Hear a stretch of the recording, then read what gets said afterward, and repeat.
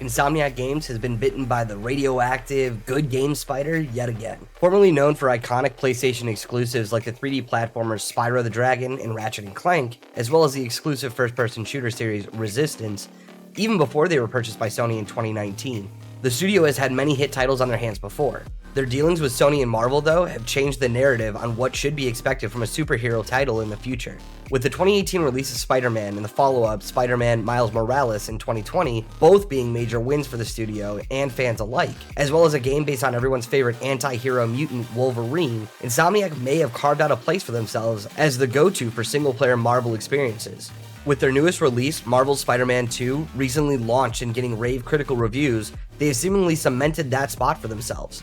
With a bigger map of New York, 2 Spider-Men to play as, and many additions in characters and story development, does this new title really stand with the other icons that Insomniac has developed since their founding in the 90s? Or are they losing their luster in the brightly colored vigilante world? Let's swing through New York streets to find out in Marvel Spider-Man 2's Loop.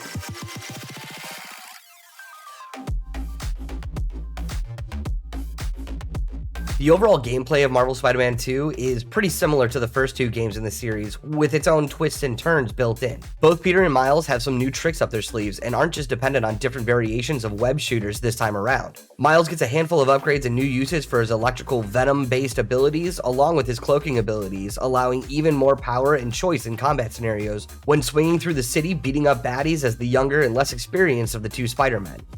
Peter also gains a lot of new fun tricks throughout this story as well.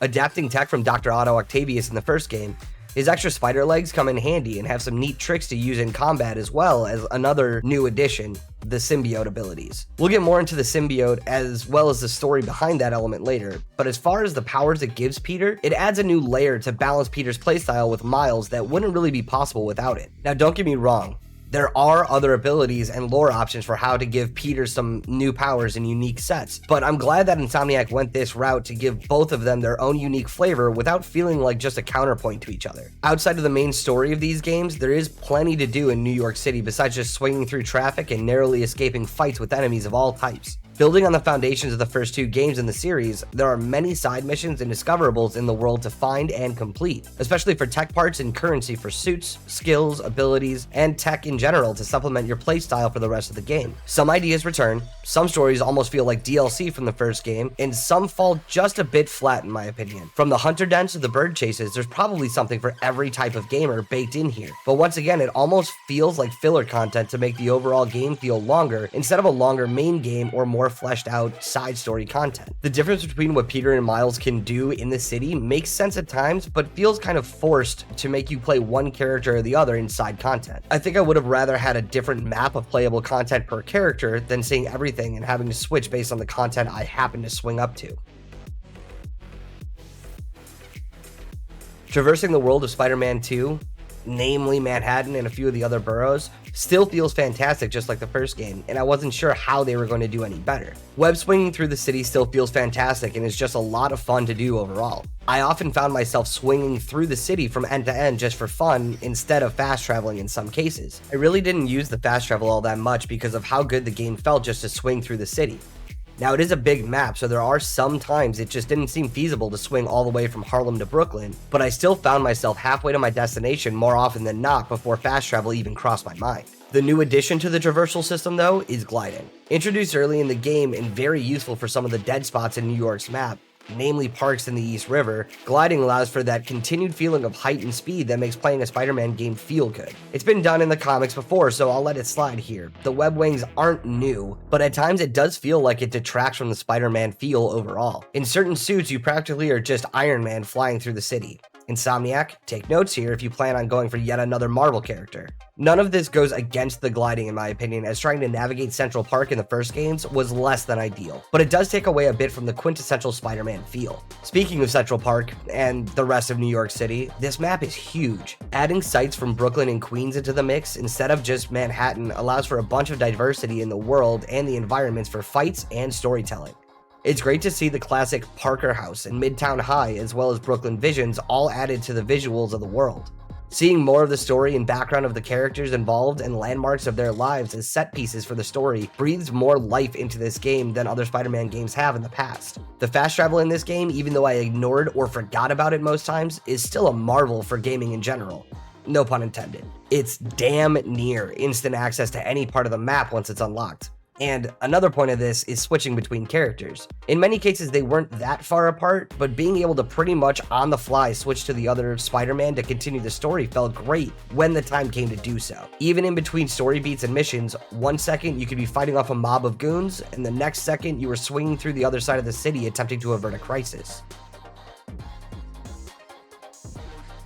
The overall cast of characters in Spider-Man 2 has diversified in a lot of different ways. From combining the cast of the first 2 games and introducing new characters hinted at throughout their stories, and more new faces brought in from the Spider-Verse, in some cases literally from the animated films also produced by Sony. Starting off with one of our titular heroes, the original Spider-Man himself, Peter Parker. In Spider-Man 2, Peter is trying to rein in a lot of the issues and trauma presented in the first games. He's trying to hold a steady job, his relationship with Mary Jane is going well, he is teaching and helping Miles grow as Spider-Man and as a person, all while still maintaining his role as New York's web-slinging hero. Peter goes on a journey of self-help in many ways throughout the story, being egged on in many ways by characters around him and the symbiote he finds himself in possession of. Miles, on the other hand, is dealing with many of the consequences of other people's actions and holding on to a lot of what made him an interesting character in the first game and his own spin-off title. Moving forward after the death of his father and faced with his killer escaping prison, Miles works through a lot of issues that were seemingly holding him back as he gains power. The more he works through these issues, while also attempting to apply to college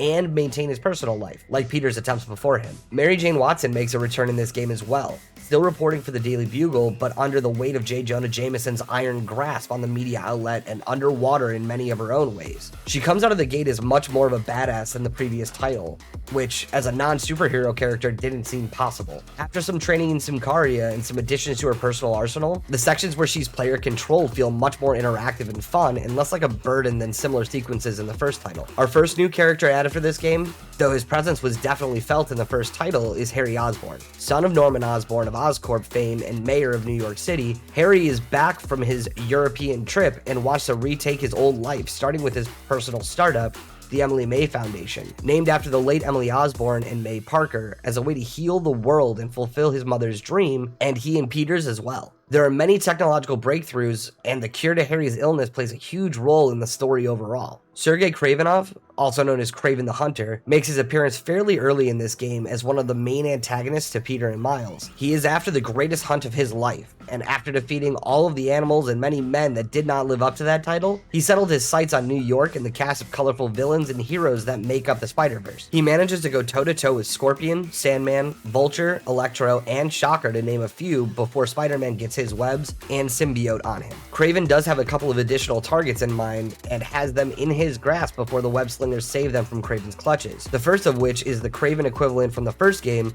Martin Lee, aka Mr. Negative. Martin has been in prison since the end of the first game and really does seem to want to be freed of the guilt and rage that led him to the violent streak seen in the first game. Revenge is not his prime driver anymore though. Survival is, and it's still a major cause for concern. On the topic of survival, one character that Kraven is hunting through the game is a beast in his own right. Dr. Kurt Connors has already been cured once of being the Lizard through Spider-Man's help, though not playable in the games. The Scaly Doctor is working night and day on a cure for Harry Osborn's condition and is focused solely on that goal, until he is forced back into the sewer system hideout as the Lizard once again, relying on the spiders to handle him. He did have one major development in his time between being a giant reptile, and that is the creation of the symbiote used to create Venom. Speaking of the symbiote, the fan favorite and the one I have been waiting to see in this game, Venom, takes his appearance in Spider-Man 2, showing a few different versions of the character throughout the story and not bonded to any of the classic Eddie Brock or even Flash Thompson. Though Agent Venom does make an appearance, this iteration of the character does mimic many of the previous incarnations though, starting off as an alien crashed on Earth, finding its way to Spider-Man and creating chaos for Peter's life throughout his time as the symbiote's host.